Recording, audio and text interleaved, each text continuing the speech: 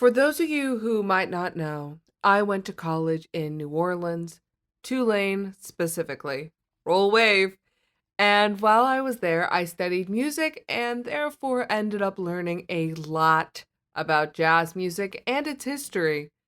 While we will not get through most of it this episode, we can at least start. I'm Sadelbia, this is Sadelbia Snippets, and today we will be discussing the history of jazz music. Let's dive in.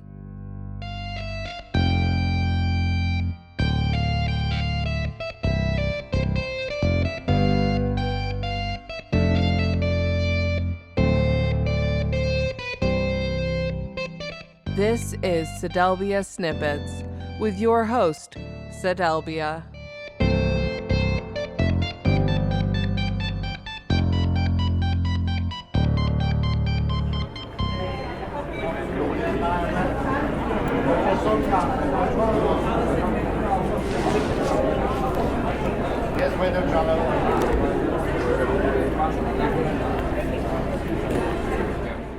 What you are hearing right now is the sounds of the Burbank Airport. Why are we hearing that? Because this episode and for the season finale, I thought that the best way to dive into this subject is to go there. New Orleans, the supposed birthplace of jazz. It is where I spent 4 years of my life learning about music, and if anywhere could give me the answers and inspiration for this episode, it would be there. Precisely, jazz is thought to have started in one main area of New Orleans, Congo Square. On my trip, I bought a book from my old favorite bookstore, Blue Cypress Books, about the location that we will be referencing. The book is titled Congo Square, African Roots in New Orleans by Freddie Williams Evans. The whole book is only about 121 pages and is packed with information, so if this is a topic you wish to learn more about, I do recommend it as a read. The story goes that during the 1700s, enslaved people from West Africa were brought over to New Orleans and forced to work for French colonizers. Due to the religious beliefs of the French, Sunday was written off as a day of rest, meaning that even enslaved people were given some degree of leisure time on Sunday. Originally, people could congregate with minimal restrictions on Sunday, but that was quickly changed and Congo Square became the designated location. Now, when people are taken from their homes, they bring with them memories, art, culture, language, and music. So when West African people were able to gather in Congo Square, that is what they focused on. The music could be heard throughout the city, as in 1819, there were apparently around 500 people dancing and creating music in Congo Square.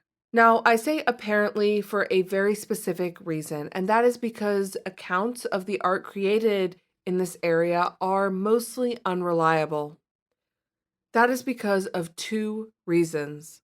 One, there is a lot of mythology surrounding New Orleans and the origins of jazz music. And two, the main reason, most accounts come from racist white people. These are not first-hand retellings from the musicians and dancers themselves, but instead often offensive caricatures or misguided assumptions.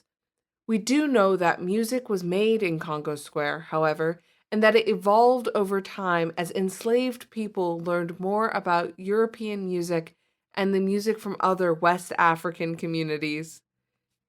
Even after emancipation in 1863, Congo Square continued its association with art and music, so in 1949 it hosted the first ever jazz festival.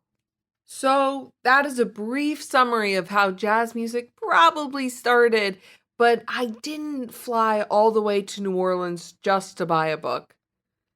While a freshman in college, I took a class with one of the most talented musicians I had ever met. He is a jazz violinist and total history buff who is currently playing around New Orleans, and I got the amazing opportunity to ask him some questions about music and more specifically, jazz music in New Orleans. Let's see what Michael has to say. The room. Okay. Which, speaking of which, how do we know each other? Like, how do we know it? Well, I can help fill in the gaps. I suppose the guest that we were just talking about is my girlfriend, and I met my girlfriend in my freshman year of college, since we lived right next door. And you sort of became friends with her over the course of that year, and were her roommate. Yeah, and we had a couple classes at Tulane together. A jazz theory class, for one. Yeah, I can't remember any of the others. We definitely There might not have been any others. Yeah. But we definitely both had Professor Jaswinski at various times. Yes, I had her a lot. And then where are we right now? Because I'm not in my usual studio. True, we're in my studio. It's definitely not a studio, it's just a kind of a room in it. But, yes, we are live from New Orleans. Woohoo! Living in my house with Emma now, and we're in a room with a bunch of musical equipment and not really any soundproofing except for a rug. Honestly, it does the trick. And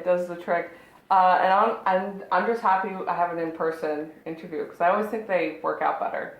And so for this episode, because we're in New Orleans, we're going to be talking about the history of jazz music. And I was really excited to have you on for this topic because you happen to know a lot about jazz and also music here in New Orleans and just music in general and the history of it because you also are a bit of a history buff. And I sort of want to tell the people a little bit of your background. So I have a degree in jazz studies and in history. And obviously there's a big sort of cross-section between the two that I find quite interesting. I'm a violinist, and I started getting into jazz probably in middle school, and kept with it, and that was actually one of the main reasons why I chose to study at Tulane and in New Orleans. It was because of the music. So yeah, I play in a couple of bands around town, and I've been involved in the New Orleans music scene for the last 5 or so years. And yeah. Nice. All right. And then we spoke about it last night a little bit, but we were discussing what was the best thing to sort of start off with when it comes to discussing the history of jazz music in New Orleans. And we sort of talked about starting with the origins, which is like kind of a complicated topic, or there's a lot of nuance in it, at least from what I remember studying it. But I would love to hear someone who knows a little bit more about what they're talking about than I do. Yeah, well, it definitely has a complicated origin, in no small part just because of this nation's history with slavery, right? A lot of people like to say that jazz really started in Congo Square in the 1800s, Congo Square being a specific meeting place that enslaved people would often meet, like on Sundays, and they would sort of form their own unique culture that was distinct from the white culture that was pervasive in New Orleans. And so there'd be lots of music, lots of drumming and other rhythms, and that's sort of where, and obviously lots of songs in general, and that's sort of where the origins of jazz sort of took place. So like around 1900 or so, we eventually got sort of the synthesis of a lot of those African rhythms, as well as a little bit of European harmony and like the 12-tone system that was used pretty universally. So you get a bunch of these really early jazz people from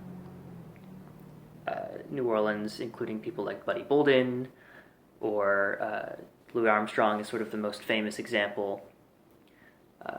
King Oliver, who was Louis Armstrong's sort of mentor. And they sort of played in this style that actually kind of isn't the way people play jazz anymore, but it involves a lot of fairly complex song forms that you don't really see that much in later forms of jazz, and a lot of collective improvisation, whereas in later iterations you saw a lot of a single soloist rather than several. Oh, interesting.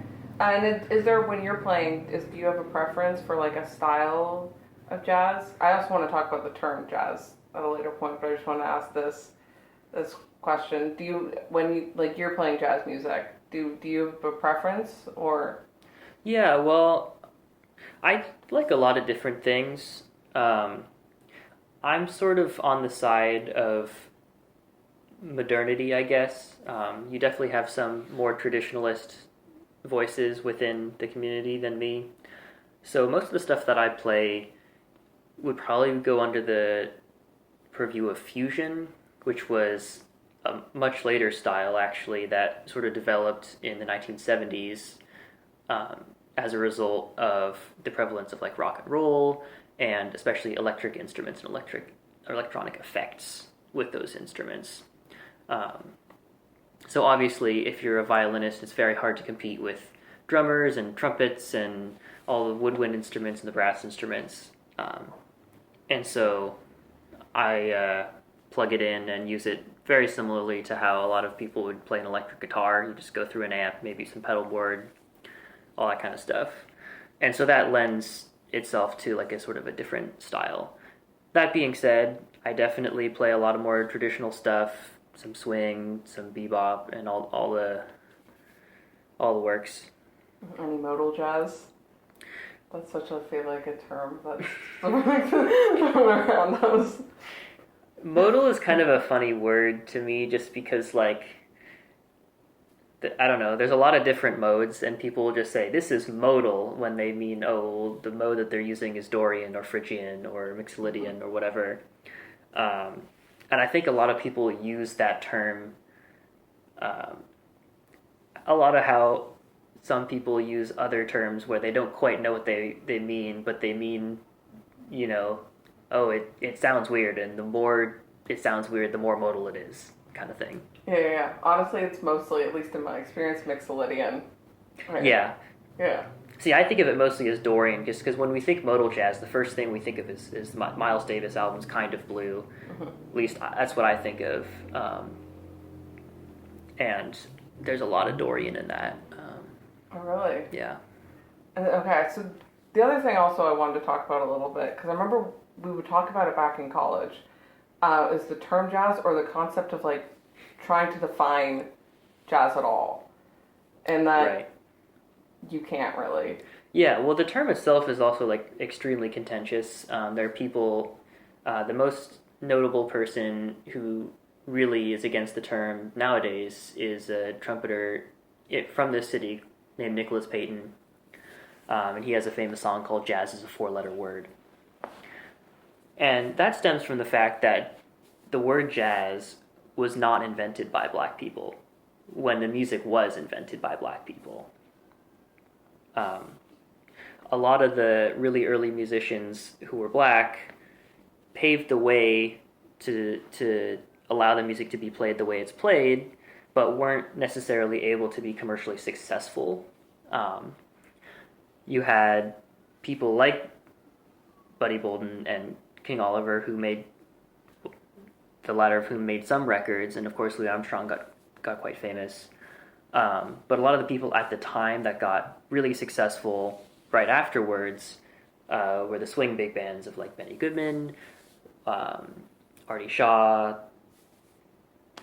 various other people who were generally all white people and played in pretty much all white bands, with the exception of Benny Goodman, who did play with some black people as well. The record companies, of course, were all owned by rich white men who thought it would be more palatable to mostly serve to white audiences with white musicians. And so that kind of let a lot of the black people out to dry there. They were also the ones who sort of coined the word jazz. There's a couple of different etymologies towards it, none of which are like that nice, and some are more appropriate than others. Uh, so it's a complicated word. Um,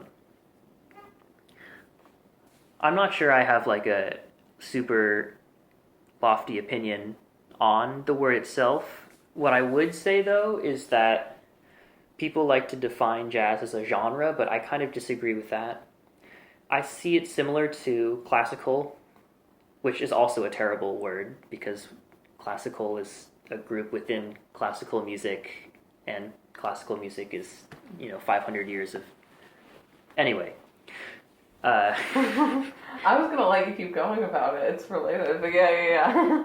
Well, it's sort of a process, You have your Bach and your Baroque, or you have Renaissance music before that. Maybe they're taken from Hildegard von Bingen in the 1100s or whatever. But then you have that. Then you've got your Mozart and your Schubert. Then you've got your Schumann, and then you've got various people that go through the classical, then the romantic, and the modern, and the postmodern, whatever that means. And similarly, you kind of have sort of these groups. You have sort of the early traditional jazz. A lot of white people would like to call it Dixieland jazz, which is like a pretty terrible term also. People around here would call it New Orleans traditional music, which I think is better. Then you have like a swing era, you have got bebop, you've got cool jazz, you've got hard bop, you got post bop, you got fusion. Anyways, so it's like an evolving sort of progression of music rather than one genre. Like I would argue that bebop is a genre of jazz, but jazz is not a genre of music. Jazz is a tradition. And so a lot of people who don't like the term jazz have been calling it Black American music, right? And so then the argument is, well, not all Black American music is jazz, right? You have hip-hop, you have soul, various other things going on. Now, I would argue that they're all pretty related. A lot of the earliest blues artists, black people.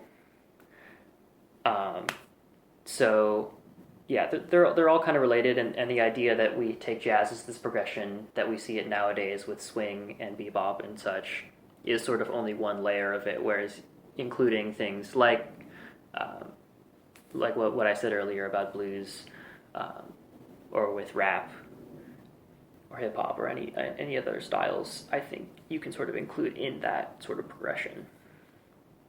And then, sort of moving even more modern, how would you define sort of the music that you're currently making? I've had a lot of trouble with that actually because. Well, then let's get into it. Yeah, so my main band is this band called Skeptic Moon, and it's a quintet, and we play a lot of fusion adjacent stuff, but we play a lot of prog rock too, and we have all these pieces that don't necessarily neatly fit into a category, and I think a lot of music doesn't fit into categories. Our human brains like to sort of compartmentalize everything into, oh, this is this is that. But I think a lot of music, especially the really great music. Not that I'm saying my music is really great, but I hope one day You can have a bit of an ego I hope about one your own day music. people Yeah. will be like, dang, this guy is really good. But yeah, I think a lot of it transcends categories. So you might hear something that is really indicative of a traditional jazz form, but maybe it's not swung. Maybe you'll see something that is more like prog rock. There's a lot of changing time signatures in my music, and a lot of sort of weird harmony, right? But there's still a lot of improvisation as well. So usually when I am telling people about the band, I say we play prog rock jazz fusion, but once you get to like more than 3 words to describe your band's genre, then you're getting into trouble, I think. That's fair. Would you say that it's adjacent to the tradition of jazz, not genre? I'd like to think so. I think it's also adjacent to the rock tradition, though the rock and the jazz tradition are not really that separate, if we're being honest. That's fair. A lot of the earliest rock musicians were actually black people as well. Yeah. That's something to think about as well. And then speaking of sort of, I guess, the tradition of jazz, who are some musicians like currently that you're listening to that you feel are sort of continuing on that tradition? Well, my main influence is this French violinist Jean-Luc Ponty. He's, in my opinion, the greatest jazz violinist, but it's funny because he doesn't really play that much of what people would consider to be jazz, right? He certainly could play the hell out of any jazz standard that you throw at him, but he mostly got his fame through fusion. So he pioneered a lot of effects with the violin. He played a lot with Chick Corea, as well as like he was the touring violinist for Frank Zappa as well. So he's kind of been all over the place. But yeah, so that's sort of my main influence. Yeah, I don't know. And then here's going to be a really controversial question that Oh boy. you can't roll your eyes at. If you had to, because there's a lot of people who listen to the podcast who are new to a certain, or like they'll listen to an episode to get into some, like a particular genre or instrument. If you had to like recommend some musicians in jazz, specifically like trying to learn the history of jazz, what are some of the names you'd go to? Yeah. And also if you could give a little bit of information about Sure. them, that would be amazing. So I think probably the best starting point is with Louis Armstrong. I think it can be sort of hard to start with him in some sense, just because everyone sort of knows him as kind of the dude with the funny voice, right? Mm-hmm. But I think it's a good idea to listen to his like Hot 5 and Hot 7 recordings in the 20s when he played a lot more trumpet, and his voice was actually quite different then too, which is probably a product of all the marijuana he smoked. But I think you have to try and get past the fact that these records are 100 years old, and so there's going to be technological limitations. Like every song is only 3 minutes long, right? And the audio quality is quite poor in a lot of these things, obviously. And some of the sounds are a little goofy. But that's like part of the charm, right? And I think if you just like really listen to what he's trying to say, then it can be quite powerful. And then if you try and analyze a lot of the stuff he's doing, like it sounds on the surface when you compare it to like later jazz stuff to be sort of simple, right? He's like, oh, he's just playing all these arpeggios or whatever. But like none of the other stuff happens without him. So I think that's a really good basis. I personally started a lot on the swing big bands. Benny Goodman was a favorite of mine, and I really liked his quartet and quintet work with Lionel Hampton. As far as people later go, Charlie Parker is sort of the main big name of bebop, which was the sound of the 40s and the 50s. And so he sort of pioneered this new style that was a little more frantic, a lot more notes, and virtuosic, I'd say. After that, I'd say that the two main people would be Miles Davis and John Coltrane. I was a big John Coltrane fan in high school, which led me to play way too many notes that I probably couldn't play at the time. I'd say those are the four like people that you should like really get into if you're trying to get into this music. After you do that, though, what you can go to is like if you find a record you really like, find it on Wikipedia, and it'll show you all the other musicians on that record.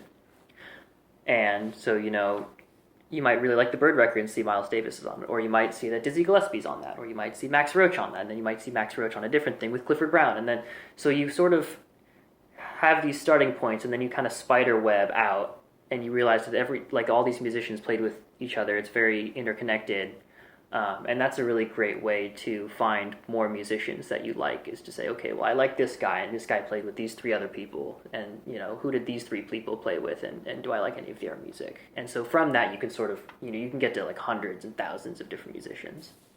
And do you have a particular favorite moment in jazz history that you like to study, or that you tend to go back to a lot when pulling from older musical references? Yeah, I think the most compelling like period in jazz would probably be in that early 50s. Like, so Charlie Parker died in the mid 50s, but like sort of right before that, that was when that new generation of people who played a lot of bebop, and then the various genres that happened after that, cool jazz, hard bop, post bop, sort of emerged. So everyone was kind of trying to be like Charlie Parker. So you had like a whole host of up and coming greats, sort of all there. You had Bud Powell, Thelonious Monk, like I mentioned before, Miles Davis and John Coltrane. There's a bunch of really cool people that were sort of just emerging at that time, and it's interesting to see that happen at first, and then in the next couple of years, they leave. John Coltrane leaves Thelonious Monk's band, does his own thing. Miles Davis leaves Charlie Parker's band, does his own thing. And so then you kind of see that crop of musicians grow and produce a lot more interesting music too. Nice. And we're sort of starting to get to what is the second half / end of the interview. Say you were talking to either a younger version of yourself or a young musician just sort of getting into your world or your field. So for you specifically, violin relating to the jazz tradition or just Sure. history and music history. What is some advice you would give, or what's something you would want that person to know? I would say, well, first of all, neither of those two are very lucrative fields. So I think it's good to be like really sure that, this is what you want to do. And it's totally cool to do it, right? If you really enjoy it. And so in doing so, I'd say don't worry. I mean, obviously practice, but don't worry too much about killing yourself over doing all the scales, right? Because you're going to burn out and you're not going to like what you're doing. And I tell this to a lot of my students as well. Especially like when you are younger, maybe like 5 to 10, the most important thing is to enjoy playing music, right? Like, you're not going to tell a 5-year-old to play all their scales. Like, they're going to quit in 2 weeks. But really find music that you enjoy playing and play it, right? So I really, at first, didn't enjoy playing classical music, and I slaved away for it for a decade. And eventually I was like, I just don't like doing this, and I sort of fully switched to jazz. Nowadays, I do actually enjoy listening to classical music, and I will play some of it too. But I think it's really important in the effort to stay motivated to really be doing things that you like and to listen to music that you play. So yeah, like I listen to a lot of Jean-Luc Ponty, and I play a lot of Jean-Luc Ponty. And I listened to a lot of Coltrane, and I played a lot of Coltrane. So yeah, I'd say that it's a labor of love. It's something that you really have to enjoy doing for you to be successful and profitable. So just make sure that you're always doing something that you like doing. All right, and then speaking of your music, I often will ask someone to send me an MP3 of like an original song of theirs to include in the podcast, so that way listeners, and then I'll include links to where they can actually stream the rest of your music. And if you're okay with doing that, I'd love to put some of your music Sure. in the episode. You can just send me an MP3 whenever the episode's not coming out for another couple weeks. Right. And if you have a song in mind, I'm kind of putting you on the spot here. I'd love, or like a piece in mind, a little information about it, or maybe some things that listeners should know going into it. My band recorded an album a couple of months ago, and it's going to be released soon. Dramatic arm wavements with the soon, you know. I feel that one hardcore. Yeah, no, I'm sure a lot of people know about that. So yeah, in one of the tunes in there I wrote, it's called Lamasu, and it's sort of the name, of course, is a history nerd thing. Lamasu is a Syrian version of a sphinx, and I wanted to sort of invoke the sort of trajectory of that time period. And so it kind of has like this intro that's sort of bright and brilliant, and then the middle of the song is very chaotic. The Bronze Age collapse of the 1100s being that chaos, and then the intro comes back, and it's sort of diminished, slower. It's a half step lower, and so this is sort of the rebuilding phase. It's like we can get to another golden age, but it's not quite there yet. It's not the same as it once was, and it was sure an adventure to get there.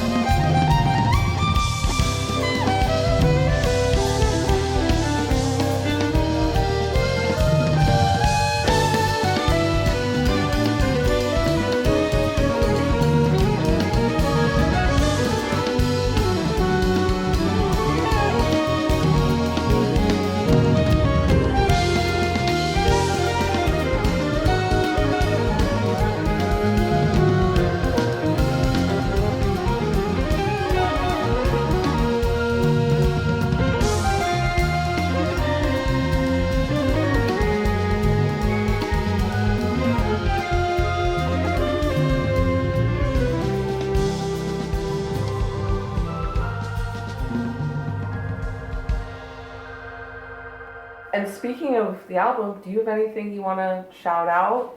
I think this episode will be coming out next month. So if you know of any gigs, like after, like that are way in the future, or just if you have like any social media or... Yeah, I believe I have 2 gigs with Skeptic Moon coming up at the end of June. One of which will be at Carrollton Station, and one of which will be at the Maple Leaf. Yeah, that's. I'm not sure how set in stone they are, but I think it's a good chance that we'll be there. You can find me on Instagram at MichaelJC, my band at Skeptic Moon Music. The other main band that I'm in, which we didn't really get to talking too much, is a collaboration with a singer named James Jordan, and so that band is called The James Jordan Situation. And you can talk about it to give people a brief idea of what kind of music that is as well. So that one is a little bit less weird, so it may be a little more palatable. James is a great singer, and so he has like a gospel upbringing, so there's a lot of gospel inspired bits in there, but it's still like a great crop of musicians that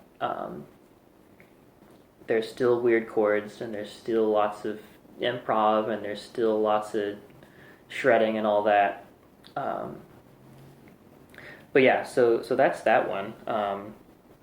It's a little bit newer, so we've only had a couple of gigs, and I would love to record with that band at some point soon. That would be really cool. Where else can you find me? Well, you can find Skeptic Moon on streaming services. We have one album out, White Lies, Lullabies. We have another album that will be coming out in a couple of months, so stay tuned for that. You can find Skeptic Moon on various things, Instagram, Spotify, Apple Music, I don't know, Bandcamp, SoundCloud. And where do you post announcements for your music, upcoming music? Instagram is my main advertising tool. I will do the occasional thing on Facebook, mostly for my mom. Fair enough. And a couple of people that don't use Instagram. But that's sort of the main one for me, yeah. And then any final thoughts? This is just your moment. You can talk about whatever you want here. Oh, that's so much pressure. I don't know what to talk about if I'm not directed. Oh no, okay. Well, now this is pressure on me because I now have to think of a follow-up to the follow-up question. I got you in a bind. Oh boy, okay. Well, it should be jazz related. Uh-huh. Should be music related. Uh-huh. Does that help? No. It should be something fun. Something I guess. fun. I don't know. Here, what's a general? Here we go. What's a general history fact that you like? That's not necessarily music history. That's just history. Oh, a general history fact. Doesn't have to be music history. It can just be a history fact. To leave the people with a little tidbit of information for them.